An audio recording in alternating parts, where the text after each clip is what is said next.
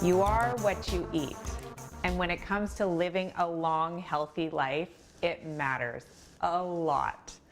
On this episode of 5 for 5, we're going to look at the blue zones, communities around the world that live to be centurions. We're going to see what they eat, and then we're going to make a beautiful meal and dig in together.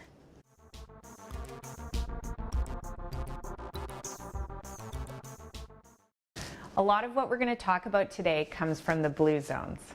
Communities around the world where residents are much more likely to live to be 100. Dan Buettner wrote a series of books diving into the reasons for their longevity, including their diet. From more than 150 studies of the blue zone diets, he's identified several key points. The nice thing about the blue zones is it's not very specific about what type of superfoods. The communities are spread around the world: Japan, Costa Rica, California, Greece, Italy. What they share is a diet rich in fruits, vegetables, whole foods that are nutrient dense, full of fiber. They ate very little processed food, and they didn't eat refined anything, especially sugars and starches. The most important thing is they prepare their recipes in a delicious way, because if you don't enjoy what you're eating, you're not going to be able to stick with it. Let's get into specifics. All the blue zones ate nuts. Nuts are very nutrient-rich food and very good for you.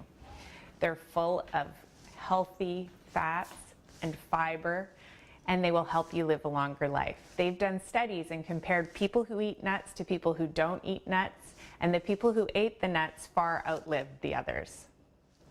I'm going to serve some as an appetizer for my dinner.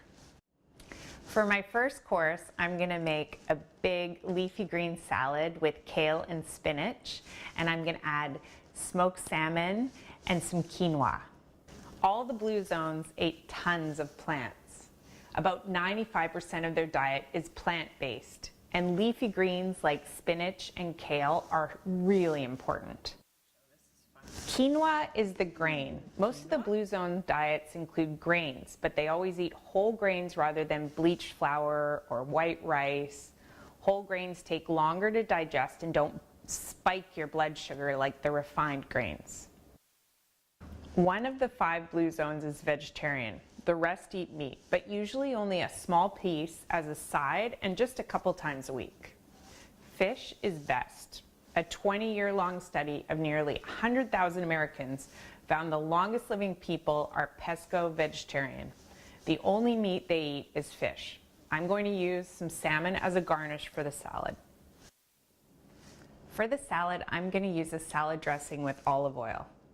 Both the Sardinia and the Greek blue zones use olive oil daily, and it's been shown to lower your bad cholesterol. My main course is going to be a casserole of eggplant and zucchini with some lentils. Every blue zone diet is rich in beans. They eat about 4 times as many as North Americans. Pretty much every type of bean is an excellent source of fiber, protein, complex carbs. They're richer in nutrients per gram than just about any other food. Plus, beans are cheap and versatile. I'm going to sprinkle a little goat cheese on top. Milk lactose is hard to digest. 60% of us struggle with it, and it's high in fat. It was rarely used in the blue zones. In Greece and Sardinia, they use goat and sheep milk instead, but still only in small amounts, and mostly for flavoring. That's why I really like a strong cheese, because the more flavor it has, the less you need to use. It takes a little longer to cook with whole foods instead of just buying a box of prepared food, but this whole meal took me less than 30 minutes, and it's not only going to be delicious, it's also nutrient-dense, rich food that I feel good about eating. And if you feel good about what you're eating, you're going to digest it better.